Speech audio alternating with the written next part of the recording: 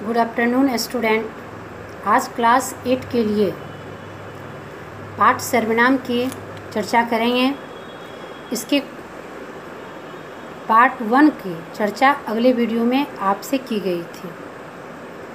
जैसा कि आप जानते हैं कि सर्वनाम वह शब्द है जो संज्ञा के स्थान पर प्रयुक्त होता है। सर्वनाम के भेद के बारे में हम आपसे बात किए थे कि सर्वनाम के 6 भेद हैं। उसमें कुछ भेद के बारे में बता चुकी थी। अब यहाँ आप निश्चयवाचक सर्वनाम, निश्चय का अर्थ होता है जिस वस्तु व्यक्ति के बारे में आप खुद से उनकी जानकारी प्राप्त करते हैं, निश्चितता है उसके बारे में, उसे हम निश्चयवाचक सर्वनाम कहते हैं। जैसे यह शील्ड और पदक दोनों मेरे हैं। यह शील्ड और पदक के बारे में मैं कन्फर्म हूँ, मैं पूर्ण रूप से जानती हूँ कि यह मेरा है, इसलिए यह गाड़ी मेरी है। अगर हम किसी को यह बता रहे हैं कि यह गाड़ी मेरी है तो यह निश्चयवाचक सर्वनाम का उदाहरण है। अनिश्चयवाचक सर्वनाम, जिसके बारे में हमें कोई निश्चिंतता नहीं है, उसे हम अनिश्चयवाचक सर्वनाम कहते हैं। जैसे दरवाजे पर कोई खड़ा है, कोई दरवाजे को खटखटा रहा है, तो मुझे खुद पता नहीं है कि आखिर वह व्यक्ति कौन है, तो इसे हम अनिश्चयवाचक सर्वनाम कहते हैं।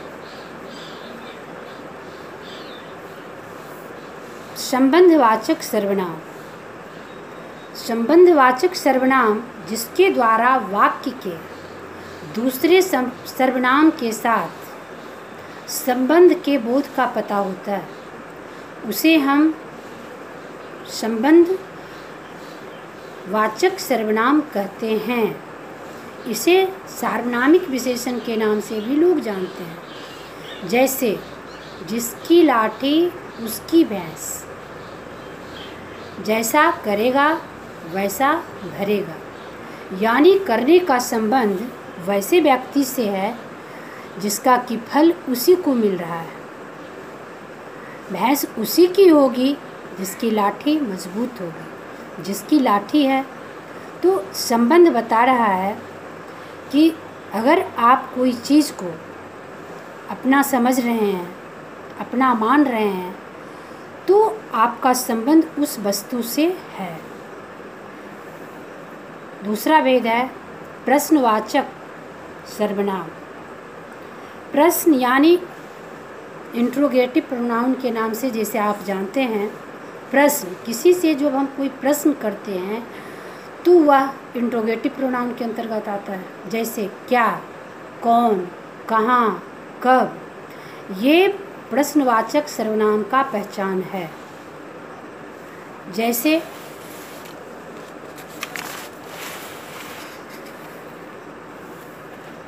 प्रश्नवाचक सर्वनाम में कौन, तुम्हें यह पेन कौन दिया है, तुम क्या कर रहे हो, तुम वहाँ क्यों खड़े हो, तो ऐसे सब उदाहरण जो हैं वह प्रश्नवाचक सर्वनाम का उदाहरण है। बच्चों, अब यहाँ सर्वनाम के जो 6 भेद बताए गए हैं, इसके पहचान के लिए हमें परिभाषा को अवश्य समझना चाहिए। बच्चे उदाहरण दे देते हैं, लेकिन जब उनसे पूछा जाता है कि यह शब्द किस सर्वनाम का उदाहरण है, इस प्रश्न का सर्वनाम के किस भेद के अंतर्गत रखे जाते हैं, तो वह नहीं बोल पाते हैं। कारण क्या है कि परिभाषित करते हुए वह शब्द पे गौर नहीं करते हैं, इसलिए उन्हें यह परेशानी होती है। वाक्य वो बना लेते हैं, लेकिन वह स्पष्ट नहीं कर पाते हैं कि यह सर्वनाम के किस भेद के अंतर्गत है। इसे फिर से दोहराना चाहूँगी। जैसे पुरुषवाचक सर्वनाम,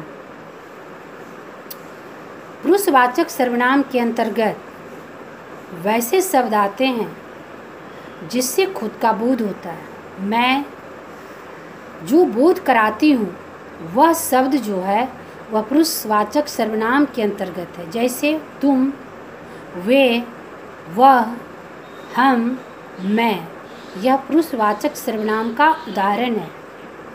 निजवाचक, जो शब्द की खुद के लिए कहा जाता है, जैसे स्वयं, खुद, तो यह शब्द निजवाचक है। निज का अर्थ ही होता है केवल, मैं, खुद। निश्चयवाचक, जिस वस्तु व्यक्ति की पहचान के लिए मेरे पास स्पष्ट जानकारी होता है, जैसे यह, वह, उसे, यह निश्चयवाचक का उदाहरण है। अनिश्चयवाचक, जैसे कोई, कुछ, यह अनिश्चयवाचक का पहचान है। इसे जानने में मुझे संदेह हो रहा है। संबंधवाचक, संबंध का पहचान होता है कारक के अनुसार, जैसे जो, जिसकी, सो, वैसा आदि, ये संबंध को बताता है। प्रश्नवाचक, कौन, क्या, कहाँ, क्यों आदि शब्द जो हैं यह प्रश्नवाचक का उदाहरण है। तो अब आप इन शब्दों से संविधान में जो वर्णित शब्द हैं वह सर्वनाम के अंतर्गत जो आए हैं वह कभी एक वचन में प्रयोग होते हैं और कभी बहुवचन में भी प्रयोग हो जाते हैं। सर्वनाम का प्रयोग कारक के अनुसार भी होता है। अब इसमें कारक के अनुसार जो शब्द को प्रयोग करते हैं वह सर्वनाम के रूप और परिवर्तन इस प्रकार होते हैं: लिंग के कारण, वचन के कारण और कारक के कारण। छोटी छोटी उदाहरण से आप समझें। जैसे कर्ता, एक वचन में काम करने वाली, यहाँ मैं हूँ एक, और हमारे साथ जो दो चार व्यक्ति हो जाएं तो हम वहाँ क्या प्रयोग करते हैं? हम। तो यहाँ व्याकरण के दृष्टिकोण से मैं और हम में अंतर है। मैं का अर्थ यहाँ केवल मेरे से है, मुझसे है, खुद से है, और हम का जो प्रयोग होता है वहाँ दो चार लोगों के लिए होता है। ये कारक का दृष्टिकोण है। कर्म, अब कर्म मुझे शिक्षक ने एक पुस्तक दिए, तो यहाँ देने वाले शिक्षक किसको दिए? तो मुझे दिए, यह कर्म कारक का पहचान हो गया। लेकिन एक वचन में मुझे यानी खुद को दिए, एक वचन। लेकिन अगर दो चार को दिए तो हमें शिक्षकों ने पुस्तक दिए, यानी हमारे अलावे भी वह किसी और को दिए हैं। यही पहचान में बच्चों को थोड़ी कठिनाई होती है, या बोलने में बोलचाल टूटी फूटी भाषा में हम बोल देते हैं, लेकिन सावधानी रखनी पड़ती है। जब हम साहित्यिक दृष्टिकोण को अपनाते हैं तो वहाँ मैं और हम काफ़ी अंतर लेके आता है, मुझे और हमें काफ़ी अंतर लेके आता है। इन सब बातों को लिखने में गौर करना पड़ता है।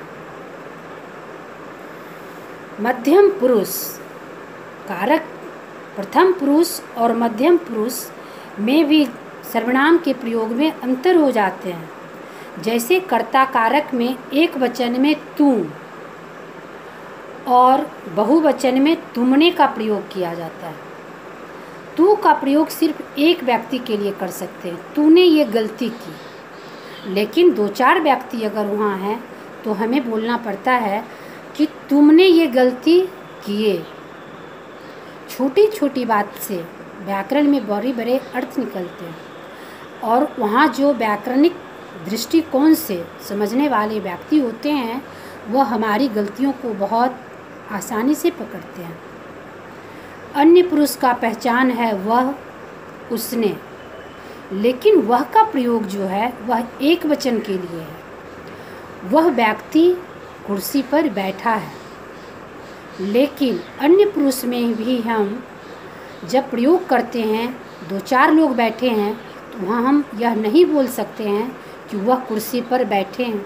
वहाँ हमें अपनी भाषा को चेंज करना पड़ता है। वहाँ बोलते हैं वे कुर्सी पर बैठे हैं, यानी एक से ज़्यादा व्यक्ति जब हैं तो वहाँ हम वे का प्रयोग करते हैं। उसे, उन्हें, उससे, उनसे, उससे यह गलती हुआ और उनसे यह गलतियाँ हुई, यानी एक गलती करने वाले बहुवचन में एक से अधिक हैं तो हम वहाँ कहते हैं उनसे। इस प्रकार सर्वनाम के जो भेद हैं, सर्वनाम के भेद में एक वचन और बहुवचन मायने रखता है। धन्यवाद।